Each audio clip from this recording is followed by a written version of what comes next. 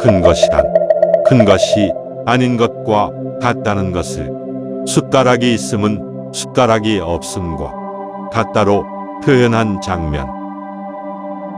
세상을 구원할 그의 다른 후보들이죠. 기다려요.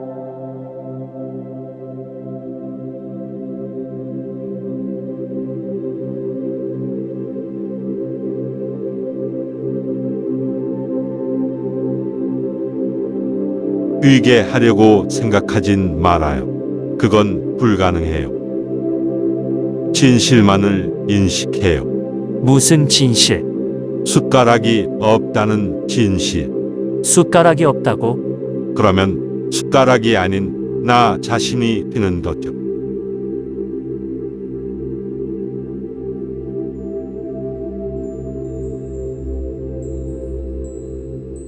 수보리야, 이것을 어떻게 생각하는가? 어떤 거인이 있는데 그 거인의 몸의 크기가 끝이 보이지 않을 만큼 큰 수메르산과 같이 크다면 거인의 몸은 크다고 할 수 있겠는가? 수보리가 대답했다. 엄청나게 큽니다. 부처님께서는 큰 몸이란 큰 몸 아닌 것과 같기 때문에 그래서 큰 몸이라고 말씀하신 것입니다. 왜냐하면 아무리 큰 몸일지라도 그 실체가 없기 때문에 큰 몸은 큰 몸 아닌 것으로 꿰뚫어 보신 것입니다. 즉, 큰 몸은 큰 몸 아닌 것과 같지만 그것을 큰 몸이라고 일컫는 것입니다.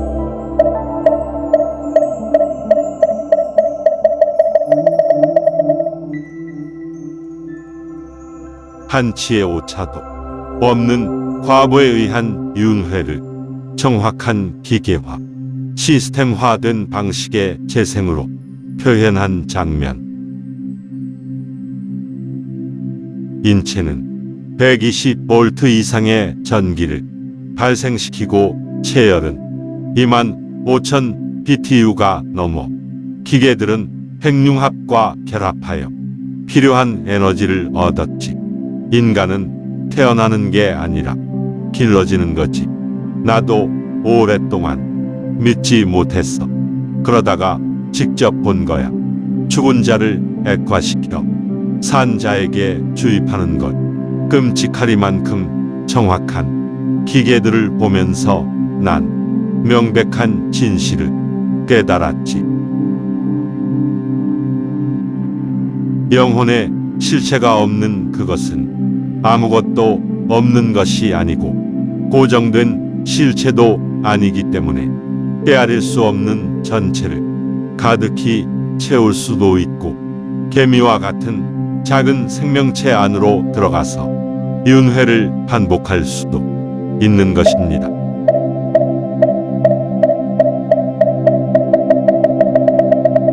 실체가 없다는 것을 단순한 전자 신호로 표현한 장면. 지금 자네의 모습은 쓰고 남은 자기 이미지란 거야. 자신의 모습을 디지털화한 거지. 진짜가 아닌가요? 진짜가 뭔데? 정의를 어떻게 내려?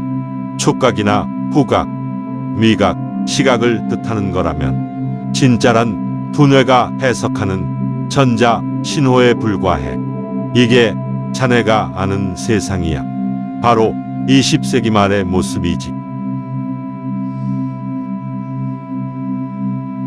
이와 같이 착한 사람은 마땅히 모든 대상에는 고정된 실체가 없다는 깨달음의 마음을 내어야 할 것이니 보여지는 아름다움, 들려오는 좋은 소리, 맡을 수 있는 좋은 향기, 입으로 느끼는 좋은 맛, 만질 수 있는 부드러운 감촉, 깨달음의 법 그리고 법 아닌 것들, 이와 같은 7가지에 머무는 마음이 일어나도록 해서는 안 된다. 무엇에도 머물지 않는 마음이 일어나도록 해야 한다. 왜냐하면 마음을 머물러 있게 하는 그것은 절대로 머물러 있지 않기 때문이다.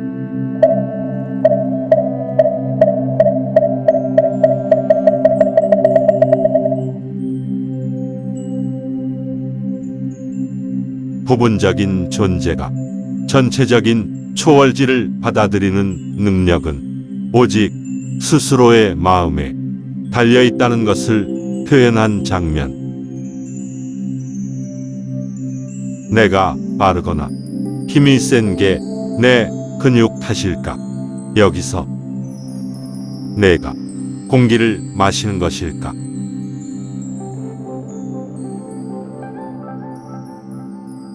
다시 해.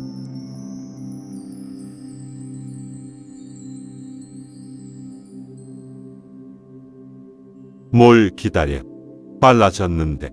생각하지 말고 인식을 해. 때리려고만 하지 말고 진짜로 때려.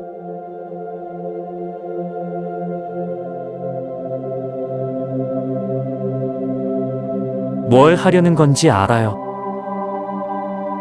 내 마음을 풀어주는 거야. 문까지만 안내할 수 있지. 나가는 건 직접 해야 돼. 만약 깨달은 자 열애에 의해서 안욕따라 삼약 삼보리는 견고하게 정해진 어떤 법이 되었다라고 누군가가 말한다면 그는 거짓을 말하는 것이며 사실이 아닌 것을 이용하여 나를 비방하는 것이다. 왜냐하면 안욕따라 삼약 삼보리를 찾았다고 한다면 정해진 법이 없었기 때문에 그것을 찾은 것이기 때문이다. 수보리야, 그 이유는 무엇이겠는가?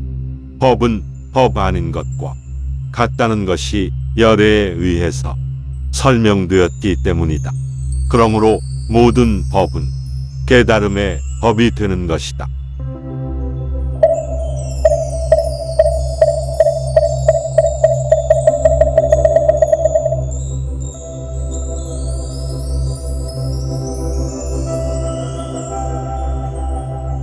우물 안에 개구리와 같은 인간계는 9가지 마음의 감옥 중에 하나임을 빈틈없이 잘 짜여진 가상세계인 매트릭스로 표현한 장면.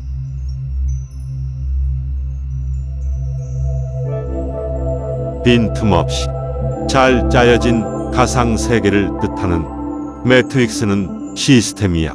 그 시스템이 우리의 적이다. 둘러보면 뭐가 보이나? 사업가, 교사, 변호사, 목수. 우리가 고하려는 사람들의 마음이지. 하지만 그들도 시스템의 일부니까 우리의 적이지. 이들 대부분은 아직 떠날 준비가 안 돼 있어.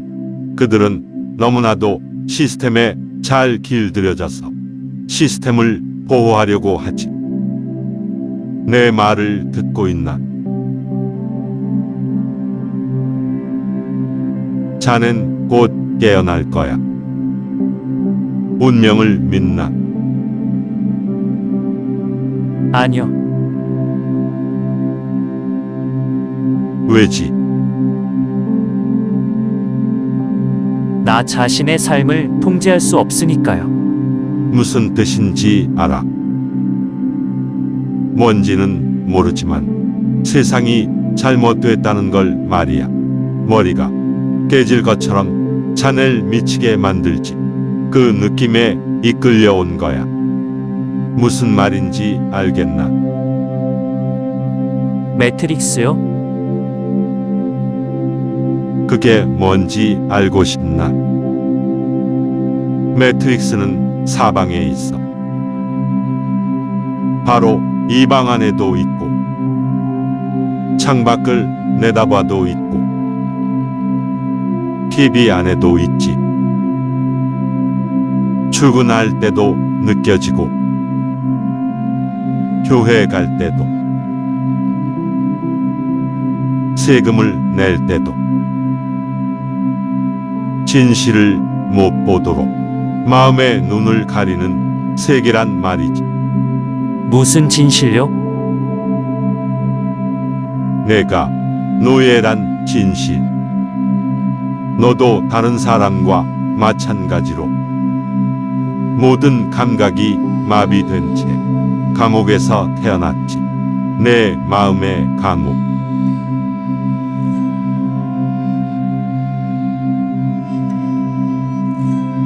이 세상의 모든 존재는 9가지로 분류된다.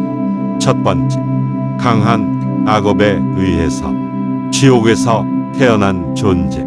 두 번째, 중절을 짓고 곤충, 물고기, 짐승과 같은 동물로 태어난 존재. 세 번째, 나쁜 일의 과보로 귀신, 아귀 또는 아수라로 태어난 존재. 네 번째, 모든 존재 중에서 마음의 힘이 가장 센 인간으로 태어난 존재. 다섯 번째, 천상계에서 신으로 태어난 존재. 여섯 번째, 아름다운 빛으로 태어난 존재. 일곱 번째, 무량한 가능성을 볼 수 있는 형상이 없는 존재. 여덟 번째, 저장된 의식을 소멸시켜 아무것도 취하지 않는 형상이 없는 존재. 아홉 번째, 옳고 그름 또는 소유 무소유 이와 같은 모든 견해를 소멸시킨 형상이 없는 존재. 이 아홉 종류의 무수히 많은 존재들에게 깨달음을 전하여 모든 존재들이 깨달음을 찾을 수 있도록 도와주어야 한다는 마음이 일어나야 한다.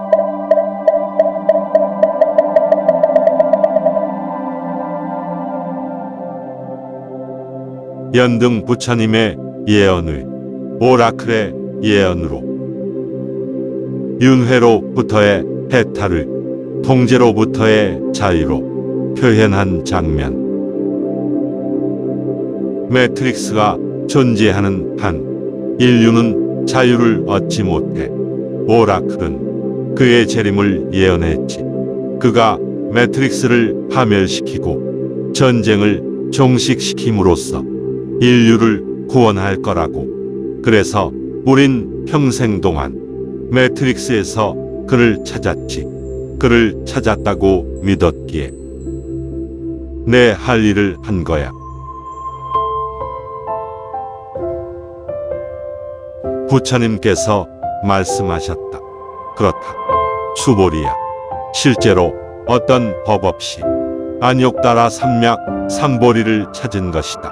만약 어떤 법이 있어서 그것을 찾았다면 연등 부처님께서는 그대는 미래의 세상에 반드시 열애가 될 것이며 그 이름을 석가모니라고 예언하지 않았을 것이다.